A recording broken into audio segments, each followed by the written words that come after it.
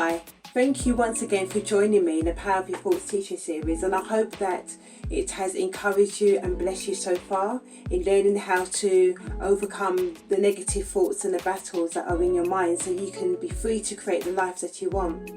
Today we're going to discuss tip number 12, which is journal writing. And it's putting your thoughts on paper and keeping a record so you know what to change and what to give thanks for. And journal writing, or any form of writing, to be honest, it's really important because you're getting your thoughts out of your head and you're putting it on paper. And when you do that, you're making it more real because you're reading what it is that is within you. And not only that, I find that it can be therapeutic.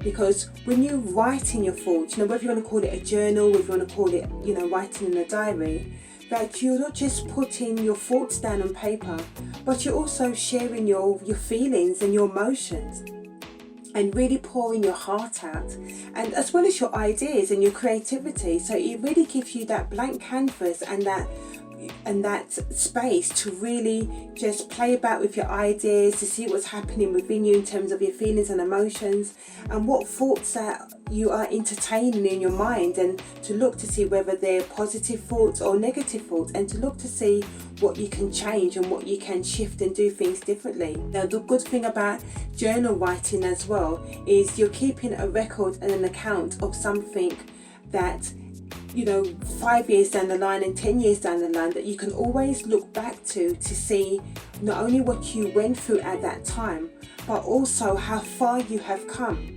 which you may not know that in the fullness if you did not write down and capture at the very moment what your thoughts and your feelings were and what was happening with you in your life and around your life at that moment in time. So it's always good to keep some kind of journal and to write your thoughts and your emotions and your feelings down. And also, you could be a person that you dream a lot. You have lots of dreams and visions, and we don't always remember what we dream about. So it's always good to write those down, because those dreams could mean something and we tend to forget. But when you write it down, again, you're having that record and that account that you can go back to look to see what your dreams were, and you might have that interpretation of the dream and what it means for you. There's a quote that I like by Anne Frank, and it says that I can shake off everything as I write. My sorrows disappear and my courage is reborn. And I like that because it really gives you that freedom and that platform and that space to share and to create, and to really pour your heart out in a safe place without anybody judging you, without anybody thinking that you're wrong for doing so. And it's nice that you can do that, because you find that your fears and your sorrows just shake off and just disperse and just go away, because you're in that space and in that freedom and that safe space for you to really write down and to share your thoughts and to write down your feelings and to write down the changes that you want to see with yourself and you want to see in yourself and with your life. And you can do that without anybody having to call you any names or to call you out or to think anything of you.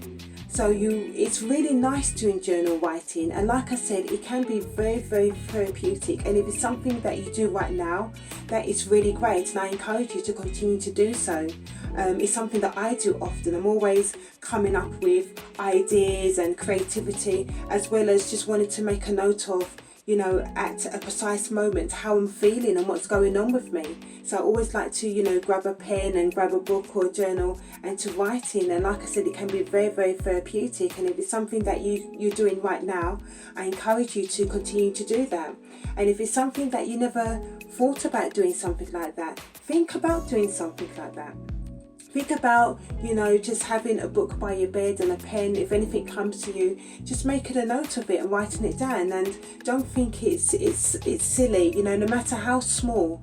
And if you think it's silly, write it down. If it comes to you and it's something that you want to put on paper, write it down.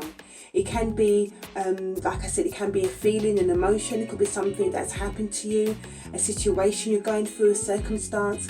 Or it could be just an idea that pops into your head that, at the time it may not mean anything, but by making a note and then you have it as a record that when you look back at it, you'll be like, hold on a minute, I'm glad I made a note of this, or glad I didn't forget this, because it was really needed. I needed to really read this again, or really needed to know this. Or it could be an idea to go and do something that if you had not wrote it down and had that record and account to go back to and to refer back to, you may have forgotten, and it may have been an opportunity that you might have missed, and something that you're called to do. So look to see about doing journal writing if it's something that you haven't done before, or you've been thinking about starting it and haven't had the opportunity to start it. Because like I said, it's really good when we can get our thoughts and our ideas and our feelings and emotions and everything that is going on inside of us, and even things that we try to bottle up and suppress, and to get it out on paper and to write it down. That it's a way of expressing and getting it out there. And trust me, you'll find it very, very therapeutic in doing so. So I hope that this tip has been encouraging for you, that you've learned something in terms of how important it is to write things down, to journal things, to journal how you're feeling, what's happening with you in your life at that moment in time, and how it plays a part in when it comes to the power of your thoughts, and learning from it as a teaching tool, as an aid in helping you to overcome the negative thoughts and beliefs that is within you, and to change your mindset to create the life that you want. So be encouraged by this word and by this tip, and I will catch you next time with a great tip in the Power of the Thoughts teaching series. Bye bye.